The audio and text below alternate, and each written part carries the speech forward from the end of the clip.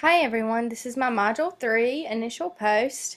I really enjoyed the readings this week because this is a topic that is extremely relevant, not only in higher education and education, but just in society in general today. So I really enjoyed the readings. I feel like it gave me a stronger knowledge base and foundation.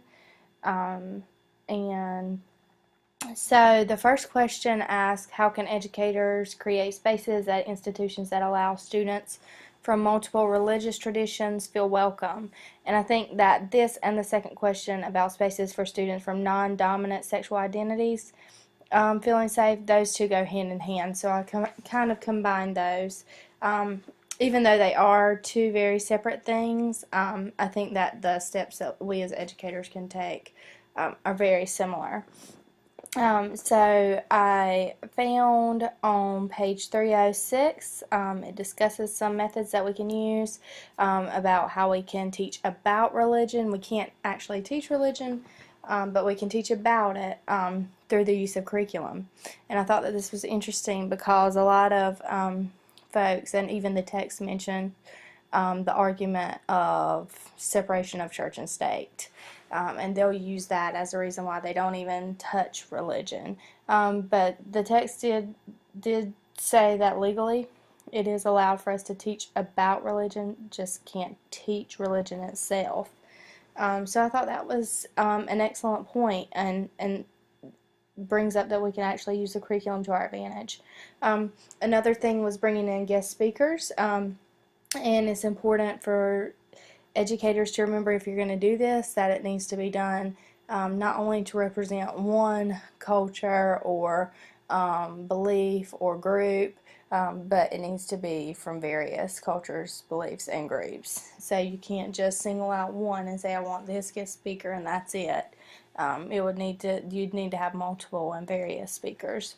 But I do think that that's a strong and powerful tool to use in the classroom, because it helps to bring information in text or information from lectures to life, and helps to make that real world connection for students. And then it also discussed that educators can be aware, knowledgeable, and supportive of any issues that affect school performance. And this is like the student, it gave the example of the Muslim student who had different dress, and having instructors who actually commented on that, saying that they liked that, and then allowing the space for them to that they needed to perform any rituals or any religious requirements or group requirements that they may have. So being supportive of that, and any dietary restrictions, so things like that that would affect their school performance. Next was involving families, and I thought this was interesting. This is something that in early education we think about and value as being important, but also in higher education, involving families and soliciting their knowledge and and if you involve them, then they're more likely to feel supported, and then also support you in your efforts to support the student, which is ultimately what we want to do. So involving families, and I thought that was very interesting that the text mentioned that. And then professional development for faculty and educators regarding or surrounding the issue of fostering religious and sexual identity, tolerance, and knowledge. So I thought that was a great point, because a lot of times faculty and educators, they just feel so overwhelmed and feel like they don't know enough, so they just kind of ignore the issues or turn a blind eye to it, and kind of act like it's not there. And if you don't see it or hear it, then it doesn't exist. But that is not the case, and we know that now.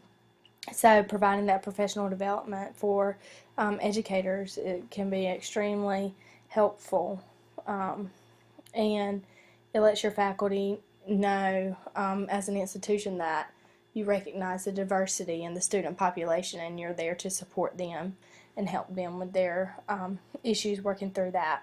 And a couple of other points, I think it's very important that faculty and educators recognize their own biases, their own culture, and their own perceptions that they may have regarding certain groups, whether it be religious or sexual orientation or class. You just recognize your own beliefs, perceptions, and biases regarding groups. And so being aware oftentimes can bring to light and help solve issues that educators have with that. Providing diverse materials, so something just as simple as textbooks, pictures in your classroom, materials that you use, trying to make those as diverse as possible. And then including references to other cultures, beliefs, religions, sexual orientations. Those things can help to make an integrated classroom. And the last question discussed not just coexisting, but celebrating different groups in the same space. And I think if you take all those steps mentioned above and you set those ground rules at the beginning of the semester or the beginning of the year and let everyone know that this is a safe space for everyone, and in here we respect each other. We don't have to always agree, and we don't have to live the same lifestyle, but we do respect and we do accept. And so I think that setting those ground rules can make all the difference in the world, and then following those steps by teaching through curriculum involving guest speakers, acknowledging those issues that may affect school performance and supporting the student through those, involving families in the education, and providing constant professional development can help to create those environments where it's not just coexisting, but it's celebrating. Thanks.